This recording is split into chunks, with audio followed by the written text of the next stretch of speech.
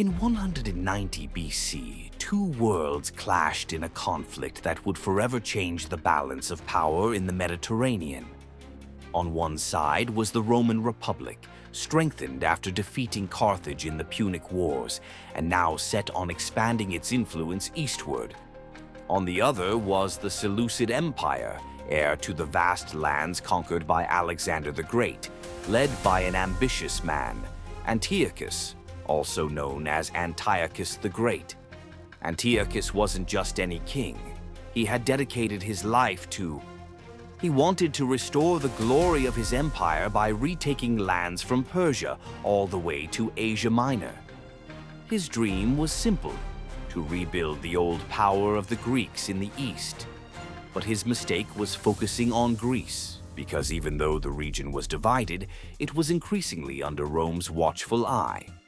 For the Romans, having Seleucid troops on Greek soil was an intolerable provocation. Greece had been the cultural beacon of the world for centuries, but now it was just a political chessboard with city-states divided among themselves. Support Rome or join Antiochus? Faced with this situation, the Roman Senate acted fast.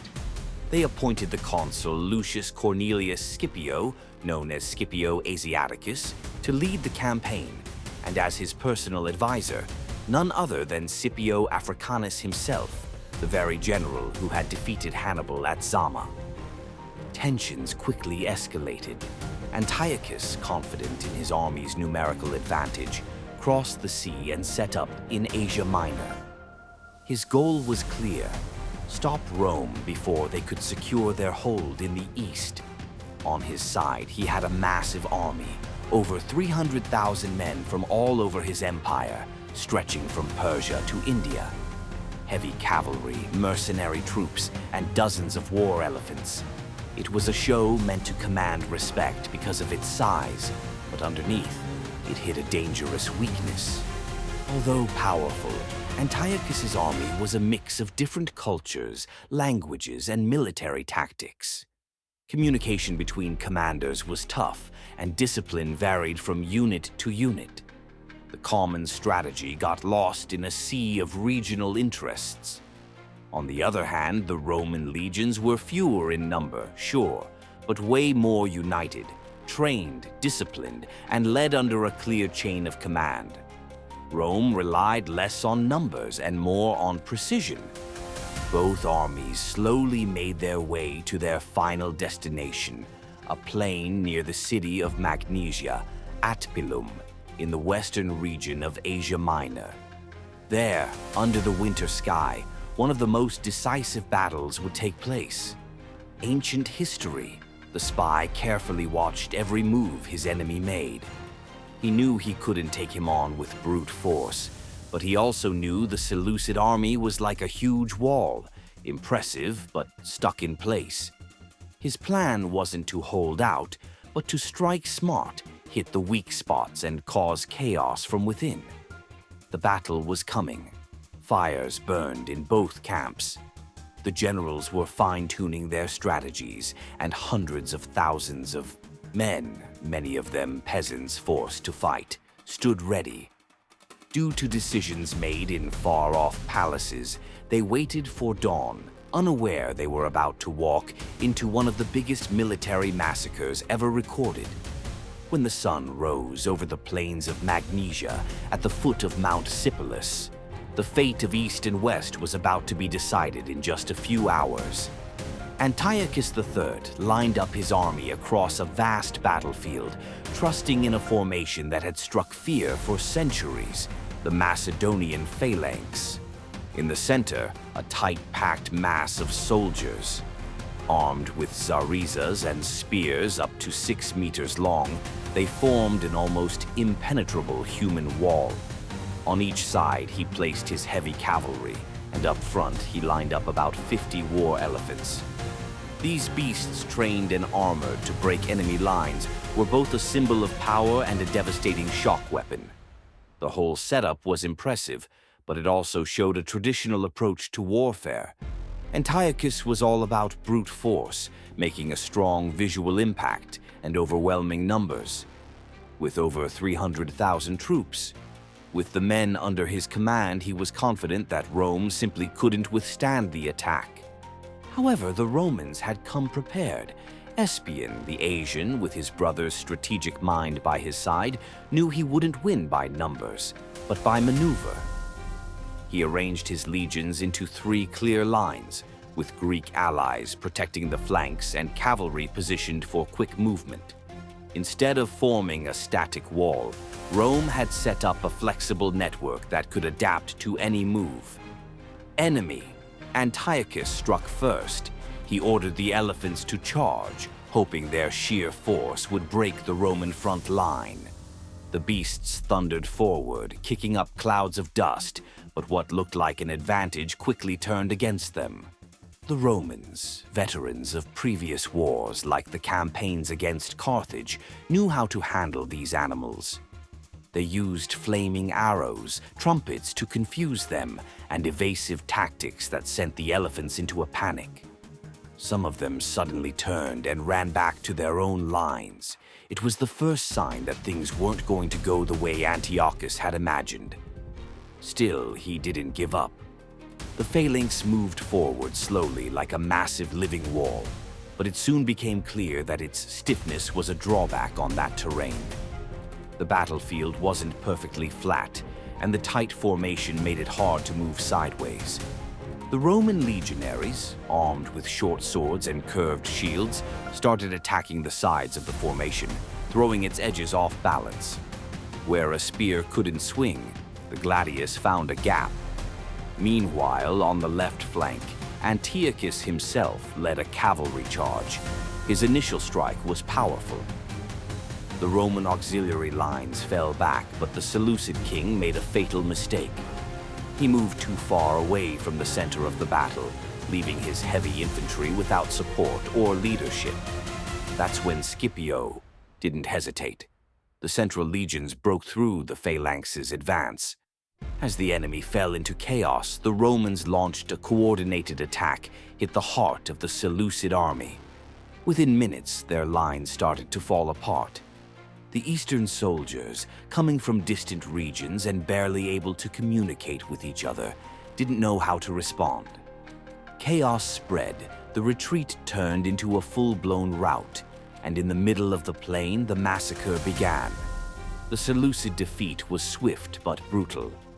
What started as a battle between 2 giants ended up as a total disaster for the East.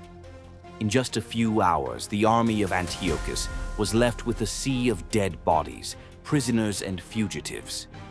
Ancient sources don't agree on the exact numbers. Some say tens of thousands died. Others claim even higher losses. But they all agree on the main point. It was one of the most crushing defeats in all of ancient history. Never before had so many men fallen in such a short time against a smaller force. Antiochus managed to escape alive, but he lost his reputation, his army, and a big part of his empire. Humbled, he was forced to accept the terms of Rome in what became known as the Treaty of Apamea, signed in 188 BC. The conditions were harsh.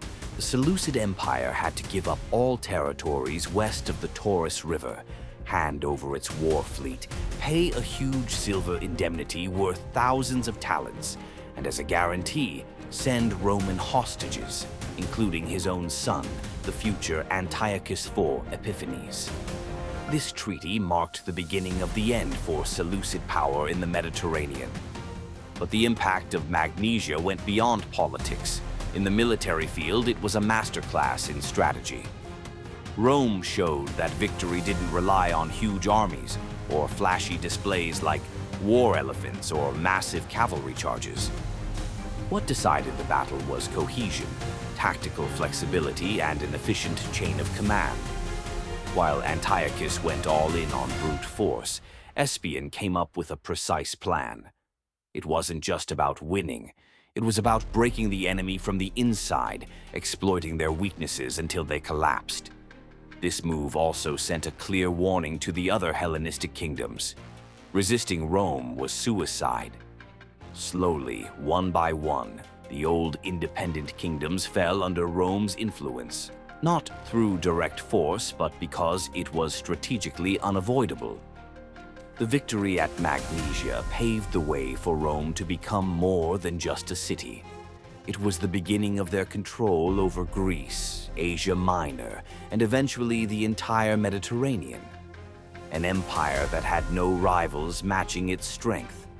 Antiochus, who was called the Great, went down in history not for his conquests, but for one of the most dramatic defeats ever seen. And so, in just one day, with a precise strategy, Rome didn't just beat an empire, it changed the course of history. If you enjoyed this story and want to keep going, exploring the strategies, battles, and characters that built Rome's power, don't forget to subscribe and hit the notifications. Every week here, we dig up the most epic moments from the imperial past. Drop your thoughts in the comments because your voice is part of the story too. See you in the next episode of Imperium Total, because Rome didn't just conquer lands, it conquered time. Oh, music. The strategic genius displayed at Magnesia influenced military thought for centuries. Rome demonstrated that discipline and tactical innovation could outweigh sheer numbers. The combination of flexible formations, superior training, and command efficiency was decisive. Antiochus relied on brute force, elephants, and phalanx, but the Romans exploited weaknesses perfectly. The use of cavalry, archers, and tactical maneuvers ensured Roman victory against overwhelming numbers. The battlefield of Magnesia became a textbook example of strategy overcoming numerical advantage. Antiochus escaped, but his empire's power in the Mediterranean was permanently diminished. Rome solidified its supremacy and set the stage for control over Greece and Asia Minor. The Treaty of Apamea formalized Seleucid losses and Rome's growing influence. Seleucid territories west of the Taurus River were ceded, war fleets surrendered, and hostages sent to Rome. This marked the beginning of the end of Seleucid dominance in the Mediterranean. Military scholars regard the battle as a masterclass in leadership and tactical execution. The victory showcased that planning, cohesion, and leadership can outweigh numerical superiority. The precise use of reserves, flanking, and psychological warfare broke the Seleucid army. Magnesia demonstrated that a smaller, disciplined army can defeat a larger force with smart strategy. The impact of Magnesia resonated through the Hellenistic world, warning kingdoms against defying Rome. Slowly, Rome established control over Greece, Asia Minor, and eventually the Mediterranean. The battle secured Roman trade routes, strategic cities, and political dominance in the east. Antiochus III, once ambitious and feared, would forever be remembered for his defeat. Rome's triumph was not just military but strategic, setting a precedent for future campaigns. The defeat demonstrated the effectiveness of command, discipline, and tactical foresight. It sent a message to the Hellenistic world: resistance against Rome was futile. Magnesia was the turning point that solidified Rome as the dominant power in the ancient world. And so, in just one day, with strategy, discipline, and precision, Rome changed the course of history,